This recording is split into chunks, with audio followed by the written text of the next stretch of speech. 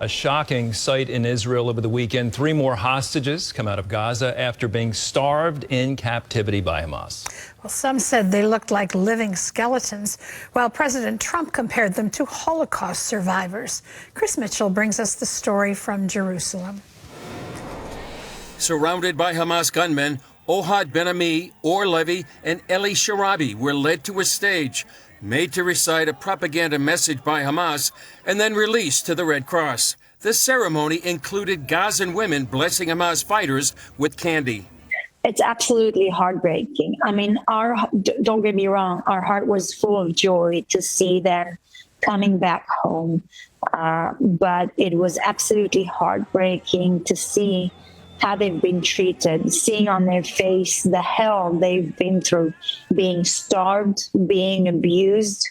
Israel's Deputy Foreign Minister Sharon Haskell told CBN News Hamas is not the only one to blame. Knowing how the international community, the United Nations organization, have failed the Israelis, that have failed the Jews over and over again, the Red Cross, who did not fight to visit them, to look after them, to provide them medications they needed or the help, the medical treatment they needed. It also prompted a warning from President Trump speaking to reporters on Air Force One. They were in horrible condition.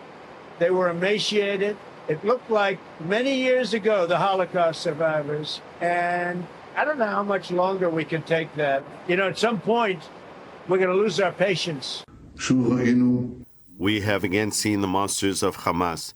These are the same monsters who slaughtered our citizens and abused our hostages. I say to them again, they will pay the price. Israeli President Isaac Herzog told the BBC the men were kept in tunnels throughout their entire captivity. They returned to horrific news about their families. Eli Sharabi didn't know that his wife and 2 daughters had been killed in their safe room on October 7th. And Or Levy didn't know his wife had been killed at the Nova Music Festival. Medical authorities say the freedmen suffer from malnutrition and heart disorders. Israeli media ran before and after photos to show the hostages' shocking deterioration. The daughter of released hostage Ohad Ben-Ami summed up the feeling of many in Israel. He lost much of his weight, but not his spirit. My father is strong, and I admire him. He survived hell. The return of the hostages yesterday leaves no room for doubt. They all must return. Netanyahu and Trump are reportedly agreed on Israel's conditions for the second phase of the ceasefire deal. That includes Hamas leaders going into exile, their military disarming, and all of the rest of the hostages being freed. Netanyahu is making clear what he sees for the future of Gaza and the hostages. Hamas will not be there. We will eliminate Hamas and we will return our hostages. Chris Mitchell, CBN News, Jerusalem.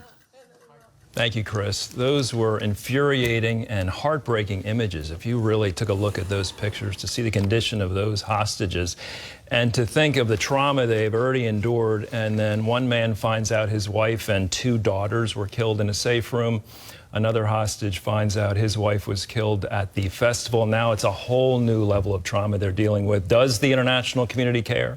Does the United Nations care? Something tells me with President Trump in office, they will begin to care, or at least pay greater attention. In all the turmoil there is in the world today, there is a source of absolute truth that will guide you. Transform your life through God's Word, CBN's newest study guide.